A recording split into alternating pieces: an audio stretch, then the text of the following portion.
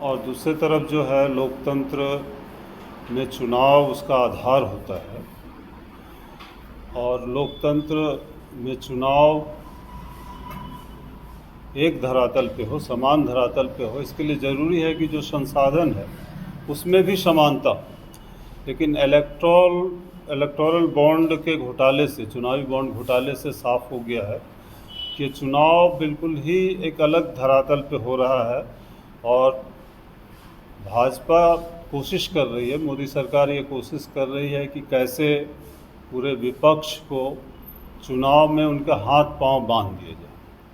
जो मान लीजिए उनके शर्तों पे राज़ी हो रहे हैं उनके लिए तो ठीक है, उनको वो शामिल कर रहे हैं, और जो शर्तों पे राज़ी नहीं हो रहे हैं उनको वो जेल में डाल रहे हैं, तरह तरह से पाबंद कर रहे हैं। और कांग्रेस जो मुख्य विपक्ष है उसका तो खाता ही उन लोगों ने फ्रीज़ कर रखा।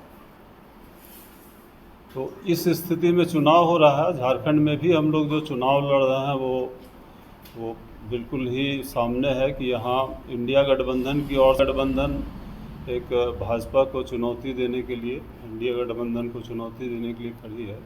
उसी तरह से हम यहाँ झारखंड में भी एकजुट होकर के लड़ रहे हैं।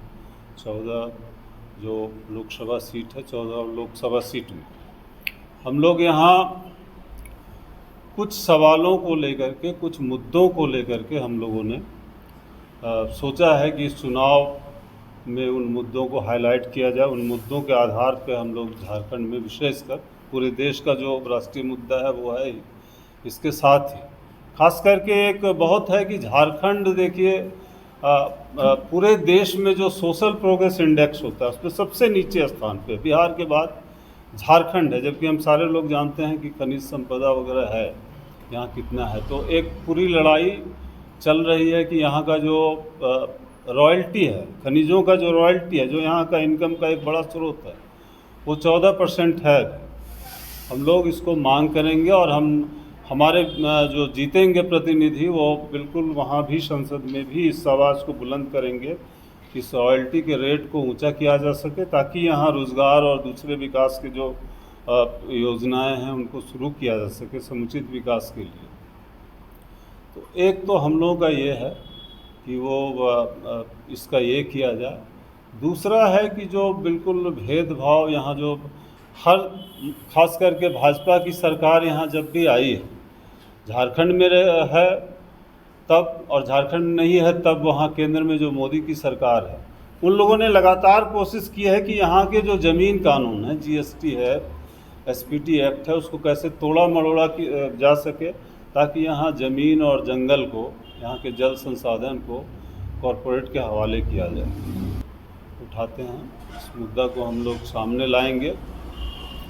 और इसके अलावे जो यहाँ रोज़गार का सवाल है, रोज़गार का एक बड़ा सवाल है, जिसमें यहाँ का जो रोज़गार है वो केंद्रीय जो प्रतिष्ठान हैं, केंद्रीय उद्योग हैं, कोल है, लौह अयस्क का है, तो वहाँ पर किस तरह से उस पूरे उद्योग में स्थानीय लोगों की भागीदारी हो, ये यहाँ का महत्वपूर्ण मुद्दा है। और ये हम लोग इसको उठाएंगे। इस पूरे चुनाव में हमारा मुद्दा रहेगा और हमारे प्रतिनिधि जीतेंगे तो वहाँ। तो इन कुछ मुद्दों को लेकर के हम लोगों ने, इसमें भी आप देख लीजिएगा। और कोडरमा के लिए भी, कोडरमा में सबसे अधिक जीते हैं भाजपा के ही उम्मीदवार, वहाँ जीते हैं, लगातार प्रतिनिधि रहे हैं, मंत्री भी हैं अभी। लेकिन वहाँ बिल्कुल जो सबसे बड़ा उद्योग है वहाँ का अबरक का, माइंस का, जिसको ढिबरा उद्योग कहा जाता है, वो बिल्कुल तहस नहस है। जो उस उद्योग में लगे हुए हैं, जो मजदूर लगे हुए हैं, उनको अवैध माना जा रहा है, पूरे खनन को अवैध कर दिया गया। और मज़े की बात है कि उसका व्यापार चल रहा है, उसका व्यापार चल रहा है, व्यवसाय चल रहा है, लेकिन उसको जो है, एक बार उस सवाल को वहाँ कोई कारगर तरीके से मंत्री रहते हुए भी मैडम नहीं उठा पाई हैं। तो हम लोग चाहेंगे कि उसको बाकायदा उद्योग का दर्जा मिले, वहाँ के मज़दूरों को पंजीकृत किया जाए, रजिस्टर्ड किया जाए, और वहाँ के जो व्यवसायी, छोटे व्यवसायी हैं, उनको भी किया जाए। और वहाँ वो पूरा सबसे बड़ा प्रवासी का एक इलाका है कोडरमा क्षेत्र, जिसमें गिरिडीह है, हजारीबाग है और कोडरमा है। तो वो पूरे प्रवासी मज़दूरों की जो समस्या है उसको लेकर के कभी केंद्र सरकार बहुत गंभीर नहीं रही। मोदी सरकार ने लगातार उपेक्षा किया और कोरोना में हम लोगों ने देखा कि किस तरह से वो मज़दूर आए। तो उन सवालों को भी हम लोग चाहते हैं कि वहाँ कोडरमा में एक प्रवासी आयोग का वहाँ मुख्यालय बनाया जाए राज्य स्तर का। ये सवाल सब हम लोग उठाएंगे और इसी सिलसिले में हम लोग एक अपना संकल्प भी जो है वो जारी कर रहे हैं। आज ये आप लोग को मिल जाएगा। ये इसको ये सर एक सवाल है, कोडरमा का आपने विस्तार से जिक्र किया है जी। इंडिया गठबंधन में CPI-ML की क्या भूमिका होगी राज्य में? ये तो बहुत स्पष्ट है। हम लोग देखे हैं पूरा, जिस समय सबसे बड़ा क्राइसिस चल रहा था, जिस समय हेमंत सोरेन को गिरफ्तार करने के लिए पूरा ईडी लगी हुई थी, उस समय बहुत मजबूती के साथ इस राज्य में जो एक नकली किस्म का संकट यहाँ के राज्यपाल के जरिए, मोदी सरकार के जरिए पैदा हो रहा था, उस समय माले यहाँ सड़क पर भी उतरी और माले दृढ़ता के साथ यहाँ लगी।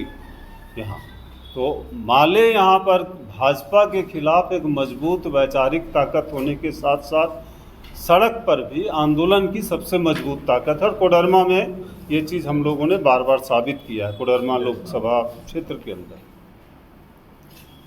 लड़ने के इरादे से है CPI-ML को कोडरमा सीट चाहिए चुनाव लड़ने के लिए?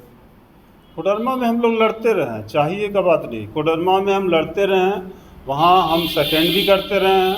9 में भी हम लोगों ने सेकंड किया था, 14 में भी किया था। अभी विधानसभा के आप देख लीजिए, वोटों को देख लीजिए तो वहाँ सेकंड हम लोग हैं भाजपा के बाद।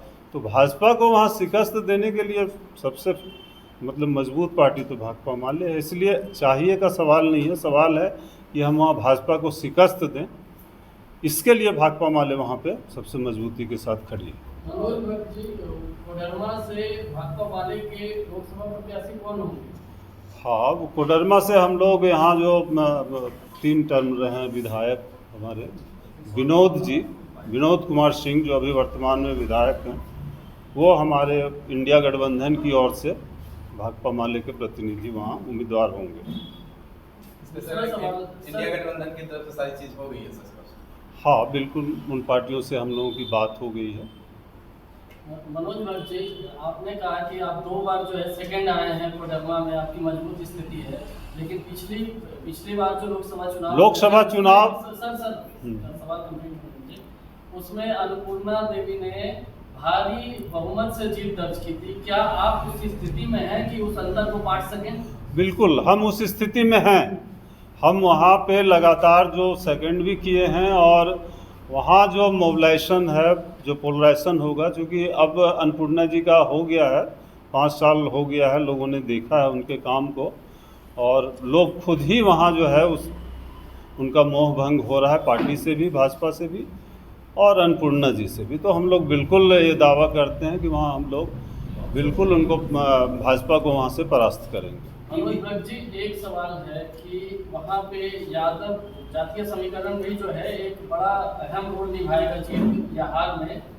आपको लगता है अन्नपूर्णा जी जो है वो एक खास वर्ग का जो है वो वोट बैंक कैश कराने में वो देखिए, या फिर आप उसको मैनेज करने के लिए या पूर्ति करने के लिए लालू यादव या तेजस्वी यादव पर फोकस करेंगे? नहीं, देखिए, आप जो सामाजिक समीकरण बोल रहे हैं, भारत में तो सामाजिक समीकरण बहुत बदला नहीं है। पार्टियां बदलती रही हैं, सत्ता में, सरकार में पार्टियां बदलती रही हैं। कोडरमा भी है, कोडरमा में पहली बार शायद किसी खास जाति का जिनका उल्लेख कर रहे हैं उनके सांसद हुए हैं। इसलिए सवाल पॉलिटिकल है, सामाजिक समीकरण एक रोल रहता है उनका, लेकिन वो राजनीति से ऊपर नहीं है। और सामाजिक समीकरण में भी हमारा जो है विभिन्न बड़े तबकों का, हमारा जो मजदूर, किसान है, जो लोकतांत्रिक शक्तियां हैं, व्यवसाय हैं, उनके बीच हमारा अच्छा खासा समर्थन है और ये समर्थन मिलता रहा है। तेजस्वी जी चुनाव प्रचार करने आएंगे? वो तो बाद की बात है, वो तो अभी की बात नहीं। अभी तो हम लोग चुनाव के कुछ मुद्दों को लेकर के यहाँ बैठे हैं और प्रत्याशी की बात हम लोग कर रहे हैं। राजकुमार यादव जी जो पूर्व प्रत्याशी हैं, उनके मन में नाराजगी है? नहीं, कोई नाराज़गी नहीं है, पार्टी में है, लोग कर रहे हैं, आज भी वो मीटिंग कर रहे हैं, चुनाव के लिए लगे हुए हैं। ये सब बातें तो नहीं हैं। इंडिया गठबंधन से सहयोग मिलेगा, आपको लगता है कि उसका सहयोग हम इंडिया गठबंधन की ओर से लड़ रहे हैं, वहाँ सहयोग की बात नहीं है, उसी की ओर से लड़ रहे हैं। तो जो सीटों का जो बंटवारा तय हुआ है, हाँ। उसमें आपको सीट आपकी पार्टी को मिल चुका है क्या? जी बिल्कुल। हम लोग सहमति से ही घोषणा कर रहे हैं, ये जो इसमें कोई अपनी ओर से अलग से घोषणा नहीं है। इंडिया गठबंधन के जो ये हैं वो संयुक्त रूप से इसको कन्वे करने में विलंब होता है, इसलिए हम लोग की सहमति बनी कि अपने अपने कि दिल्ली से 3 सीट की घोषणा कर चुके हैं और हम लोग यहाँ घोषणा कर रहे हैं। अपने अपने तरीके से सभी पार्टियां करेंगी और उसके बाद ज्वाइंट कॉन्फ्रेंस होगा, उसमें बाकी चीज़ें हमको लगता है ज्वाइंट कैंपेन को लेकर के जो आप बात कर रहे हैं तो उसमें हम लोग और ज्वाइंट प्लानिंग को लेकर के चर्चा करेंगे। सर, इंडिया गठबंधन में आपको एक सीट दे दी गई, जबकि वाम दल जो है वो अलग अलग जगह से चुनाव लड़ रहा है। इसके पहले ही ये वाम एकता बिखर नहीं गई झारखंड में, या वो उनका सपोर्ट आपको मिलेगा?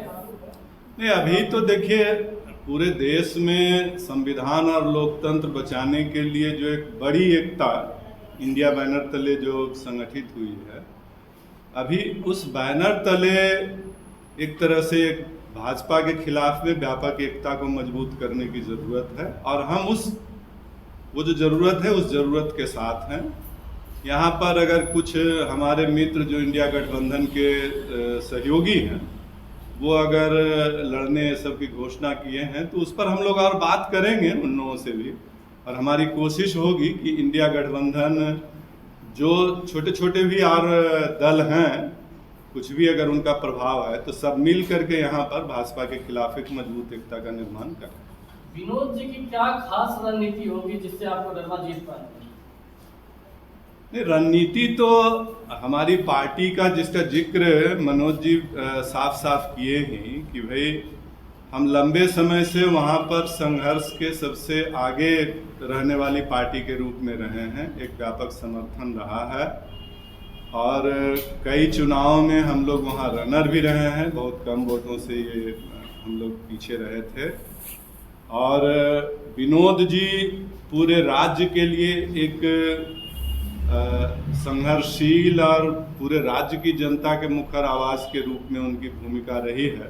स्वाभाविक रूप से वहाँ की जनता भी चाहेगी कि इस तरह के प्रतिनिधि वहाँ पर जीतें और पूरा इंडिया गठबंधन मिलकर के चूँकि कैंपेन करेगा, इसलिए एक बड़ी एकता जो इंडिया गठबंधन के प्रभाव में है जनता का, वो सभी का एक ध्रुवीकरण भाजपा के खिलाफ होगा और मजबूती से हम लोग लड़ करके जीतेंगे। जब लेफ्ट की यूनिटी नहीं बन पा रही और हम लोग उस दिशा में ही बढ़ रहे हैं। बिहार में ये हो गया, यहाँ भी बातें हो रही हैं, जैसा बताए बातें हो रही है, ऊपर से भी बातें हो रही है, यहाँ भी बातें हो रही है और हम लोग एकजुट होकर के लड़ेंगे, यही हमारी उम्मीद है। इसलिए ये अभी से इस तरह की बात हमको लगता है सही नहीं है। सीपीआई ने डिक्लेयर कर दिया वो किए वो सीपीएम राजमहल से लड़ने को। हाँ भाई, लोगों की इच्छा और आकांक्षा पार्टियों की है, इसमें क्या है, लोग हैं, लेकिन अभी चीज़ें जहाँ से लोग लड़ेंगे, किन सीटों से लड़ेंगे, ये जब अंतिम स्टेज में फाइनल हो रहा है अब, तो चीज़ें और सुलझी भी नजर